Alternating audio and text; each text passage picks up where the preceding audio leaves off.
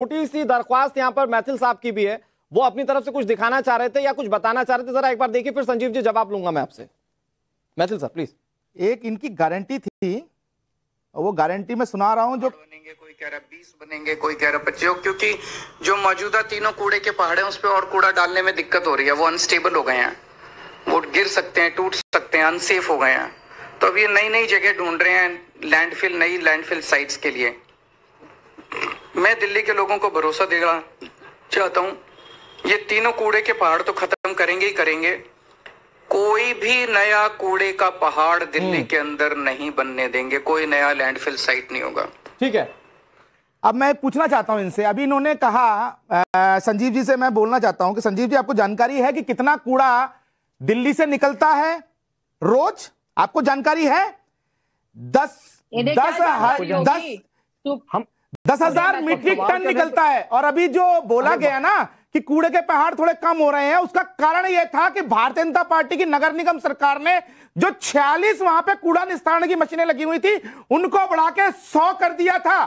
वो तब किया था जब आप लोग दिल्ली की एमसीडी को बजट नहीं दे रहे थे। 13,000 करोड़ रुपया दिल्ली की नगर निगमों का आपने रोक रखा था। सुनने की हिम्मत रखिए। लेकिन तब क्या हुआ था?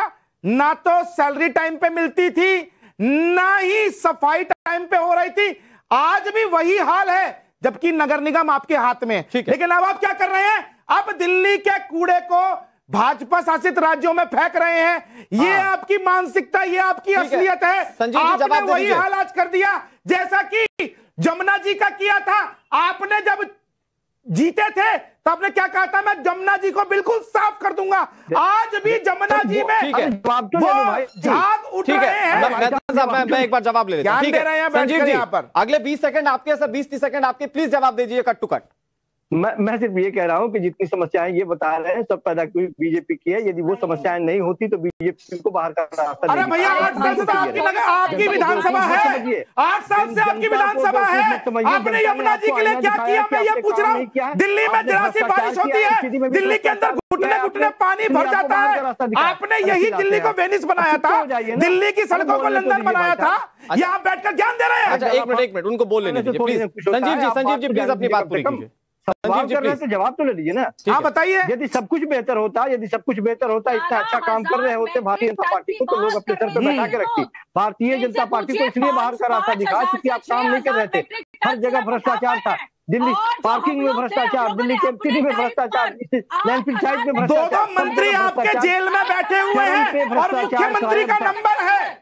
भ्रष्टाचार की बात आप मत कीजिए। दिल्ली के अंदर गली गली में शराब के ठेके खुलवाने वाले यहाँ बैठकर ज्ञान दे रहे हैं। एक एक करके मंत्री पे चले जाएंगे। ठीक है, मैथिल साहब मैं आ रहा हूँ आपके कूड़े पास। के निस्तारण में भी हिंदू मुसलमान और भारत पाकिस्तान पे चले जाएंगे क्या? ईमानदारी पूर्वक रहिए और आप मुद्दे पर रहिए, ज्यादा बेहतर होगा। आप चले गए भ्रष्टाचार पे चले गए कुछ देर के बाद में। अरे मैडम, बाहर चली गई हैं आप।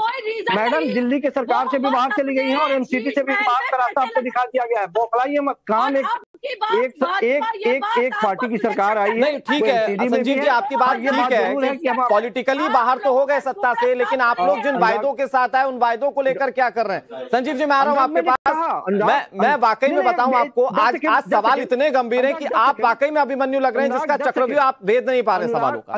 अनुराग 10 सेकंड हम आपकी बात कर रहे हैं। प्लीज जल्दी से सर, 10 सेकंड कोई नहीं टोकेगा आपको। एमसीडी में आपकी सरकार नहीं थी और दिल्ली में आपकी सरकार थी, तो ये एक बहुत बड़ी बात होती थी और जिम्मेवारी से मुकर जाने का ये काम होता था। अब भारतीय जनता पार्टी यदि आरोप लगा रही है तो दिल्ली सरकार को भी जिम्मेवारी लेनी होगी, क्योंकि दोनों जगहों पे सरकार उनकी है। सवाल बनता है यदि करवाइए इस्तीफा, करवाइए इस्तीफा, करवाइए इस्तीफा अपने मंत्रियों का, इस्तीफा दिलवाइए अपने मंत्रियों का जिन्होंने ये फ्रॉड किया है, ये घोटाला किया है। दिल्ली के कचरे को उत्तर प्रदेश में, हरियाणा में फेंकने का जघन्य पाप किया है। दिल्ली के लोगों को गुमराह करने का पाप किया है।